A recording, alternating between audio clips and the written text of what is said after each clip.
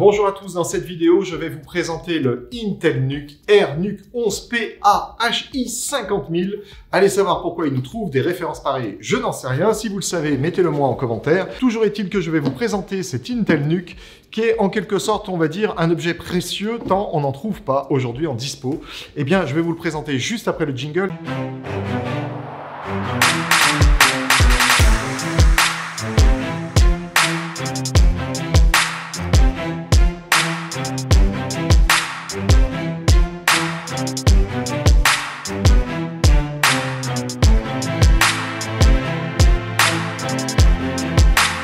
Mais je vais quand même tout vous dire. Cette boîte, je l'ai déjà ouverte. C'est la version 2 de la vidéo. On ne le dit pas ça normalement sur YouTube. Mais moi, je vais vous le dire. J'ai tourné toute la vidéo. Et puis à la fin, je me suis dit, ah bah c'était pas mal cette vidéo. Elle a été bien faite. Je vais pouvoir arrêter ma vidéo. Et là, j'ai regardé mon téléphone. Sauf que, bah voilà, la caméra d'en face n'avait pas démarré. Ou plus exactement, je ne l'avais pas fait démarrer. Moralité, j'ai tout remis dans la boîte et on va tout refaire, mais c'est un vrai plaisir, donc on va tout refaire ensemble. Mais avant cela, parce que je ne suis pas certain que beaucoup parmi vous me suivent dans mes périples sportifs à faire des tours du parc de la Tête d'Or, le plus beau parc sans doute de France, mais au moins de Lyon, je vais vous souhaiter une très très bonne année 2022, que cette année vous soit douce, qu'elle vous apporte beaucoup de bonheur, et puis une santé, bah, ça va sans dire, parce qu'en ce moment, il n'y a que ça qui compte, ou presque, et puis aussi bah, de la prospérité, parce que ça fait toujours du bien. Voilà, alors sans plus attendre, on va rouvrir la boîte ensemble. Je vais vous mettre un petit coup de cutter ici, virtuel, un autre petit ici. Et c'est fait, la boîte est ouverte. Hop, badaboum, je vous ouvre la boîte. Alors d'ailleurs, cette boîte, je ne vous l'ai pas dit, elle est plutôt très jolie. Avant, on avait des boîtes qui étaient beaucoup plus petites, un peu plus hautes, et puis surtout qui avaient moins de classe. Celle-là, pour la peine, je vais vous la refermer à nouveau. Regardez un petit peu. On dirait un écrin de bijoux, tant cette boîte a été quand même soignée. Vraiment, tout est beau. Voilà, maintenant, on va aller voir l'intérieur, si vous le voulez bien. Alors, je vais donc déjà vous montrer, eh bien, tout simplement, le NUC au niveau de sa connectique. On va faire le tour des 4 coins. Et puis, bien évidemment, je vais vous parler de sa peinture, parce que la peinture est plutôt mate. Regardez, je vous le montre sur cette caméra. Cette peinture est une nouvelle peinture. Je ne sais pas comment ils la font. Est-ce qu'ils polient un petit peu l'aluminium avant? Est-ce que je n'en sais rien?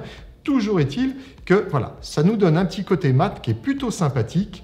Mais avant de vous montrer cette connectique, je vais vous montrer ce qu'il y a à l'intérieur de la boîte. L'avantage, c'est que je sais maintenant ce qu'il y a. Alors, donc, on enlève la petite mousse de protection.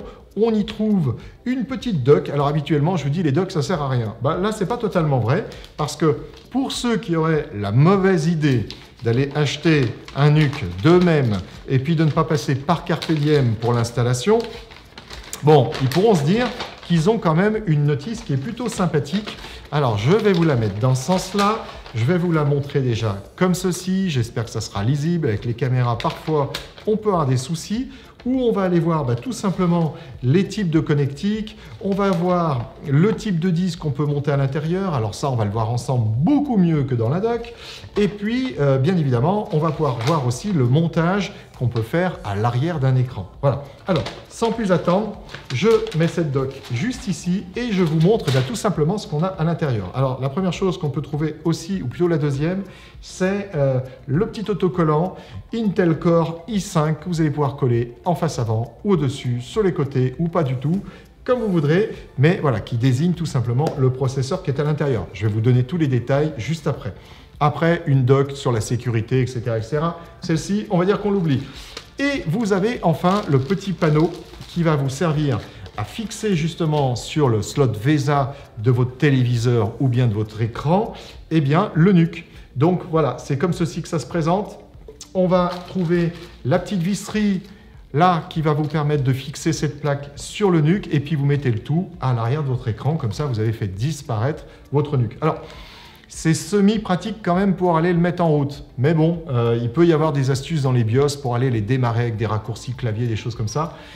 En tout cas, ça permet de cacher un petit peu le NUC derrière son écran. D'ailleurs, c'est exactement ce que nous avons fait sur cet écran-là. Vous avez ensuite son alimentation. Alors, son alimentation est très très grosse, hein. En tout cas, elle grossit de plus en plus. Les premiers NUC ont démarré avec des toutes petites alimentations, qui étaient cela étant suffisantes. Mais les NUC, au fur et à mesure, tout simplement, une consommation qui croît un petit peu, mais à peine, parce que sur celui-là, on est à 40 watts, donc c'est pas non plus la folie. Eh bien, vous avez une alimentation qui fait 120 watts. Je vais vous la montrer sur cette caméra. Une alimentation de 120 watts pour un NUC qui est donné pour 40 watts de consommation. Intel a vu plutôt large. Bon, maintenant, pourquoi pas, j'imagine qu'ils avaient des alimentations plutôt en stock. Bon, je suis un peu médisant. Bon, en tout cas, ils ont joué la sécurité. On va pas les emblâmer. Je vous mets l'alimentation ici. C'est tout ce qu'on trouve dans la boîte. Donc maintenant, si vous permettez, eh bien, nous allons passer un petit peu au descriptif de la connectique. Alors, sur la face avant, qu'est-ce qu'on va retrouver? On va retrouver un premier port USB type C, donc c'est un USB 3.2 de Gen 2, qui est Thunderbolt, qui va vous permettre et de charger un appareil, mais aussi de brancher, pourquoi pas, un premier écran. Bon, en face avant, c'est plutôt bizarre, mais voilà, sachez que ce NUC-là, quoi qu'il en soit, vous permettra de connecter 4 écrans. Donc, soit ça sera, je ne sais pas moi, vous faites de la bourse, vous mettez 4 écrans autour de vous, soit c'est fait pour travailler et ça vous fait quand même beaucoup d'écrans, soit c'est fait pour, je ne sais pas, mais vous pourrez brancher 4 écrans. Vous avez enfin un port USB 3.2, classique, j'allais presque dire, de Gen 2 là aussi. Vous avez le port combo jack, tout simplement pour y brancher un micro-casque, et enfin le bouton démarrer juste à droite. Vous avez sur ce côté-ci, eh bien, le port, ou plutôt l'emplacement pour le câble Kensington, câble de sécurité qu'on vous avait montré dans une autre vidéo. De ce côté, ou plutôt à l'arrière, on va dire, vous avez d'une part, eh bien, la prise d'alimentation, c'est-à-dire là, vous allez pouvoir connecter votre alim, et un port DisplayPort juste ici. Bon, premier écran déjà, ou deuxième écran si vous en avez branché en façade. Vous avez le port, tout simplement Ethernet en gigabit. Vous avez juste après 2 ports USB 3.2 en Gen 2, là aussi. Et enfin, on va finir par ce qui pourrait accueillir soit votre premier, soit votre troisième écran, un port USB type C, qui sera donc le second USB type C en 3.2 Gen 2, et puis le port HDMI, qui est un port 2.0A, si je ne vous dis pas de bêtises. Voilà. Avant d'ouvrir, eh bien, tout simplement le NUC et de vous montrer l'intérieur, je vais d'abord vous parler de ses caractéristiques en termes de, on va dire, de processeur, d'évolutivité, etc. Vous avez donc à l'intérieur un CPU i5 de chez Intel. C'est le 1135 G7 qu'on retrouve dans beaucoup de NUC ou de petits PC actuellement. Vous avez ici un CPU qui a 4 cœurs physiques et 8 cœurs, on va dire des threads, donc de quoi faire de l'hyperthreading, tout simplement pour aller augmenter un petit peu l'efficacité du produit. Il est avec une finesse de gravure de 10 nanomètres, donc dernière génération, la 11e. Vous avez un processeur qui peut monter jusqu'à 4 Go 2 en Turbo Boost et qui a une fréquence normale de 2,4 GHz. Vous avez enfin un processeur qui intègre un cache de 8 mégas, ce qui est là aussi un petit peu classique dans les 11e générations, et en tout cas dans les i5. Vous avez 2 emplacements SODIMM qui vont pouvoir vous permettre d'installer jusqu'à 64 Go de mémoire. C'est de la DDR4 en 3200 MHz.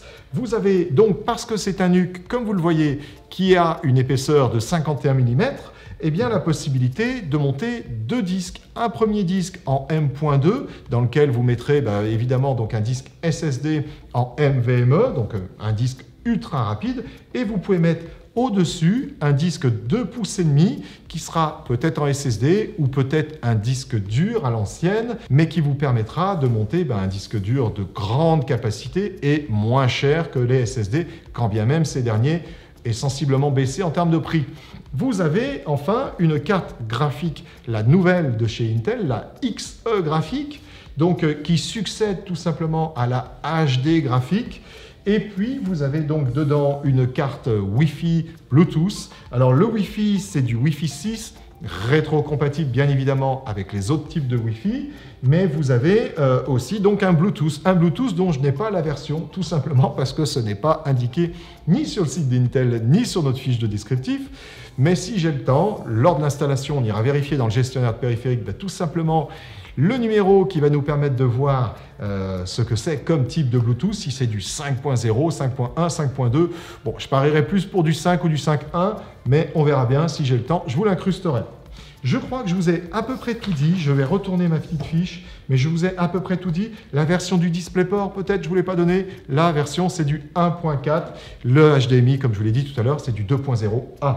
Voilà. Vous avez la sortie audio peut accueillir donc un 7.1, c'est-à-dire que vous allez pouvoir mettre un vrai système de home cinéma et puis vous projetez des films ou vous regardez les vidéos de Carpe Diem, même si nous ne sommes pas en 7.1. Vous n'avez pas de puce TPM à l'intérieur, donc si vous souhaitez chiffrer matériellement vos données avec un système type BitLocker, ça ne sera pas possible. Il vous faudra utiliser le super logiciel AXScript dont je vous ai déjà parlé dans une vidéo. Je vous mettrai le lien juste au-dessus de moi, vous irez la voir après. Et puis, par contre, je peux vous dire qu'il n'y a pas de vPro, mais vous pouvez faire de la virtualisation avec. Donc, la virtualisation pour, par exemple, mettre des mini-serveurs dessus ou mettre ce que vous voulez en virtuel à l'intérieur. L'alimentation, je vous l'ai dit, c'est une 120 watts. La consommation, c'est du 40 watts. Alors, bon, vous avez beaucoup de marge. À l'intérieur, il y a une carte graphique, la Iris Xe, qui peut-être consommera à certains moments un petit peu trop ou qui peut-être à certains moments consommera un petit peu plus. Et peut-être que vous allez tirer parti de cette alimentation 120 watts. Pour l'instant, vous avez quoi voir venir. En termes de dimension, avant de vous l'ouvrir, je vais vous dire que ça vous fait donc 51 mm d'épaisseur, vous avez 112 mm de profondeur et 117 de largeur. À quelque chose près, on va dire que c'est un carré. Alors à quelque chose près, sauf la hauteur, vous l'avez compris. Eh bien, sans plus attendre, je vais vous l'ouvrir et on va regarder un petit peu à l'intérieur ce qui s'y passe. Voilà, alors je prends le tournevis, on le retourne. Et c'est parti, je vous l'ouvre, je me mets bien en dessous de la caméra. Normalement, c'est parfait. Et on y va. Voilà, alors, je vous l'ouvre tout de suite. Et ce qu'on va pouvoir voir, c'est une chose que je vous avais déjà montrée dans une précédente vidéo sur les NUC.